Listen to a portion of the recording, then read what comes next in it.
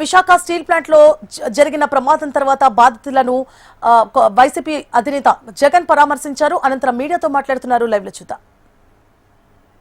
అసెంబ్లీలో తీర్మానం చేసి therefore the house unanimously resolves to oppose the decision of the government of India on strategic disinvestment of government of India's shareholding in RINL Visakhapatnam along with the management control by way of privatization. Also resolved to request the government of India to consider the measures suggested by the Honorable Chief Minister of Andhra Pradesh in his letter dated 6th February 2021 and 9th March 2021 to make RINL profitable and remain the pride of Telugu people and the state of Andhra Pradesh. ఈ మాదిరిగా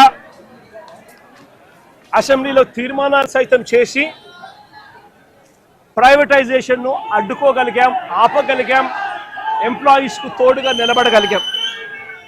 అంతేకాదు ప్రధానమంత్రి గారు విశాఖపట్నం వచ్చినప్పుడు November 12, 2022 సాక్షాత్తు ప్రధానమంత్రి గారి సమక్షంలోనే ప్రైవేటైజేషన్కు ఆపండి అని చెప్పి కూడా ప్రధానమంత్రి గారిని కోరడం కూడా జరిగింది. పబ్లిక్ మీటింగ్లో ప్రధానమంత్రి గారి సమక్షంలోనే. నేను చెప్తా ఉన్నా, ఆ వాలెట్కి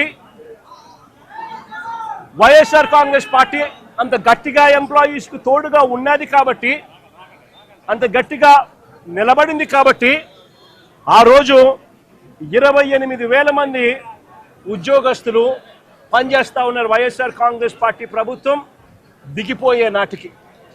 నేను అడుగుతా ఉన్నా, ఈరోజు పరిస్థితి ఏమిటి అనంటే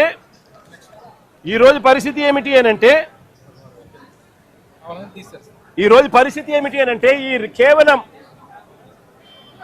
ఈ 2 సంవత్సరాల కాలంలోనే ఏకంగా 28,000 మంది పనిచేస్తూ ఉన్న ఈ సంస్థలో కాంట్రాక్ట్ అయితేనేమి, పర్మనెంట్ ఎంప్లాయీస్ అయితేనేమి, రెగ్యులర్ ఎంప్లాయీస్ అయితేనేమి 28,000 పనిచేస్తూ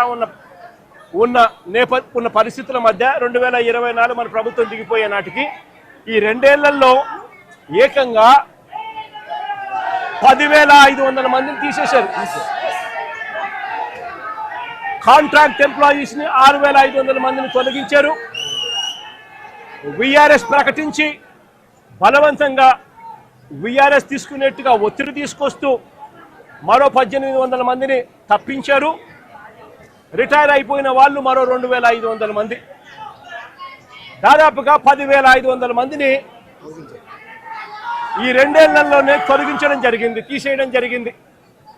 ఈ రకరకాల కారణాల వల్ల ఈరోజు ఎంప్లాయీ స్ట్రెంత్ కేవలం 17,000కు మాత్రమే 16,000కు మాత్రమే పడిపోయి ఉన్న పరిస్థితులు.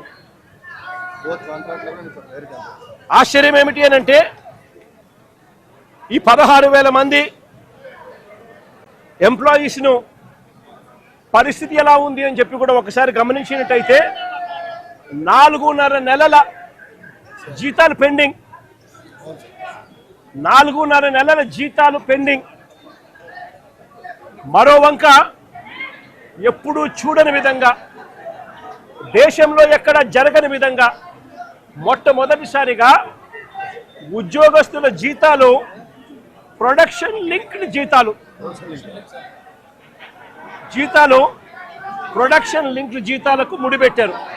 అంటే ప్రొడక్షన్ ఈ మేరకు వస్తేనే మీకు ఈ మేరకు జీతాలు వస్తాయి, ప్రొడక్షన్ ఈ మేరకు రాకపోతే మీకు జీతాలు ఈ మేరకు రావు అని చెప్పి మొట్టమొదటిసారిగా ప్రొడక్షన్ లింక్డ్ జీతాలు ఇవ్వడం కూడా ఈ 2 ఏళ్లలోనే మొదలైంది.